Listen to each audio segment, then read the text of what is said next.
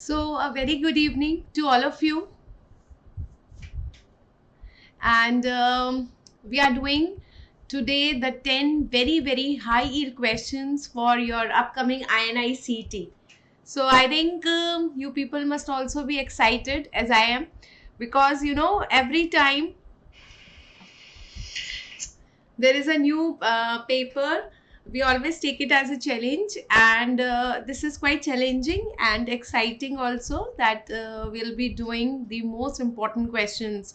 So I expect and I duly wish that you get most of the questions from this part, and definitely the part of the ophthalmology that we are going to do today will help you coming up in flying colors, solve your ophthalmology part. Meanwhile, you can also keep on posting your doubts, and at the live chat, I'll try to look at them also. Okay, so let's get started, and I'll try to do it in the quiz form so that you people are also taking active part in it, and you have that real like simulation here. You'll feel that actually you are getting the question in your INICT, and you have to attempt, right? So this is your question number one. Question number one says that this is a 33-year-old recovery room nurse. So we are talking about a nurse. Okay, she's 33-year-old, and she's discovering that her right pupil is several millimeters larger than the left pupil. Now, can you tell me what is the diagnosis till now? So this nurse is actually having the anisocoria. So from the very beginning, now you get to know that this is a case related to the anisocoria. So you have to think about the neuro-ophthalmology. Okay, so those pages start rewinding in your mind. And she's not having any diplopia. So there is, I'll put it like this, there is no diplopia, and she had the episodes of headaches in the past week. So sometimes she is having headache. Now, another important thing is that her right pupil does not react to the light. So this pupil is also not reacting to the light, and this is larger also. So we are not having any reflex in this, but otherwise examination is normal. Otherwise examination is normal. What do you mean by this? I'll explain you this. And what should be our next diagnostic step? So basically, if you remember, I had also discussed many times the flow chart of the anisocoria, and that is always important. The questions that I have taken, the language that I have taken, and the options I have framed, they are in such a manner that the topics are your most high yielding topics, because every day I get a message of high yield topics. So the high yield topics have been list have been shared, and you will get all the high yield topics here also, plus the language, because nowadays they are not asking you the direct question. So we are having a clinical scenario type, very real like, and look at the options. So we are also simulating it with the previous paper that they had given last year, so that you are very, very close towards your question paper, right? So if you try to solve from your anisocoria chart, then what should be your answer? So you have got 30 seconds, right? 30 seconds में try to answer this question, so that you could know that where you were thinking wrong and what should be the right answer. So if you look at this chart of anisocoria, first of all, let us start with the very basic definition of anisocoria. What does it mean? Anisocoria means when I am having a difference of the size of the pupil. When we have got the difference in the size of the pupil in both the eyes more than 0.4, more than or equal to 0.4, then we call it as anisocoria. This is itself a question, first of all. Now you have to see that this anisocoria is increasing in dark or light. That is again a question that was asked last year in AIIMS, June 2020. So if this anisocoria is increasing in the dark, or if this anisocoria is increasing in the light, ठीक है ना? So this question was given last year in AIIMS. If you see AIIMS 2020, this paper was given. So here the diagnosis will be your Horner syndrome. Then we have this Horner syndrome. Why this is Horner syndrome? Because Horner syndrome is actually the oculosympathetic palsy. So the sympathetic innervation of the eyeball all are paralyzed. And if you remember the muscle dilator pupillae, right? So dilator pupillae muscle is also supplied by this sympathetic supply, and therefore there will be no meiosis, no dilatation of the pupil.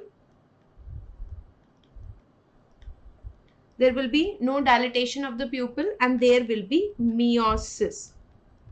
There will be meiosis. Now, if you look here in the question, they are saying that the right pupil is actually larger. It is larger than the left pupil. And in the Horner syndrome, we are going to have the meiosis. So, therefore, it is not this condition. So, we are ignoring this.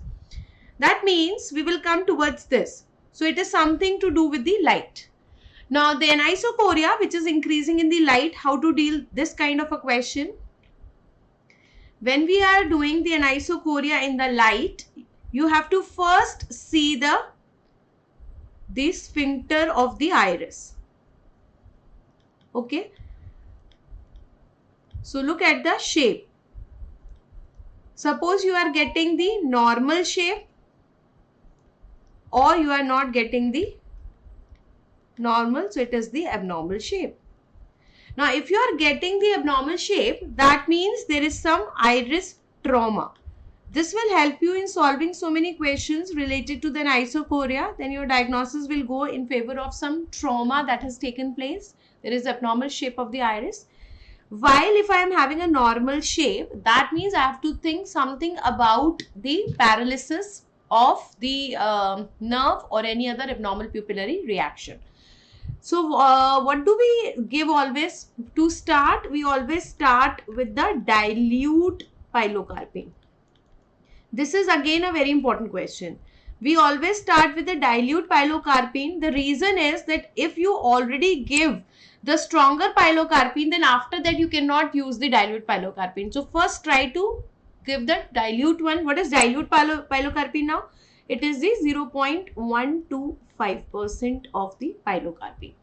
Now, this much dilute pilocarpine, which is very, very dilute, cannot constrict any other pupil. If it is constricting, you have got two options. If you have constriction,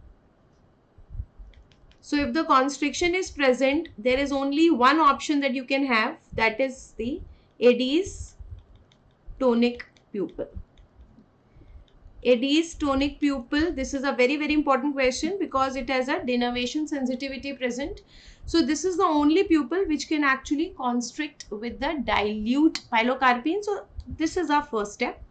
Now, if I have no constriction, then you have to go with the 1% pilocarpine. Then go with the 1% pilocarpine. Now, again check for the constriction. If it is now yes, then it is the third nerve palsy. And if it is still no, then it is actually your pharmacological blockade. Pharmacological blockade. So, these are the important parts of your flow chart, and this will help you in solving all the questions related to the anisocoria. This will help you in solving all the questions from the anisocoria. I hope you are understanding this.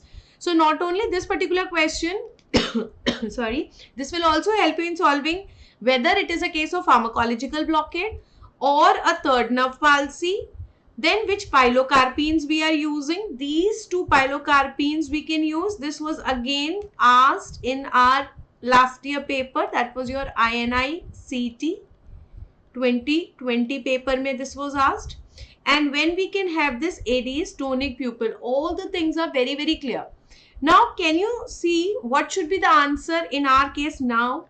Look at the question, it's very interesting.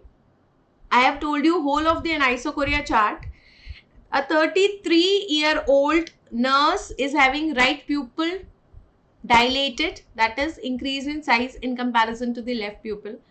So we have a larger pupil. That means we have a problem in the constriction. We do not have a problem in dilatation, so it's not Horner's.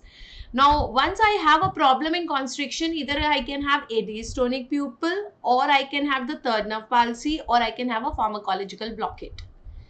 Now, because her pupil is not reacting to light, it can be a case of third nerve palsy.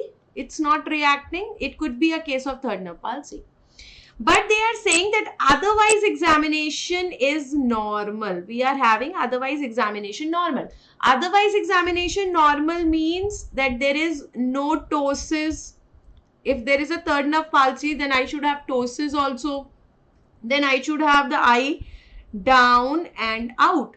But they are saying that there is no other problem, examination is normal. That is why if somebody asks me that what should be your most probable diagnosis here, then my answer will be your pharmacological blockade, because they are saying that only problem is that eye is not showing constriction on the light. Other, I am not having these other things.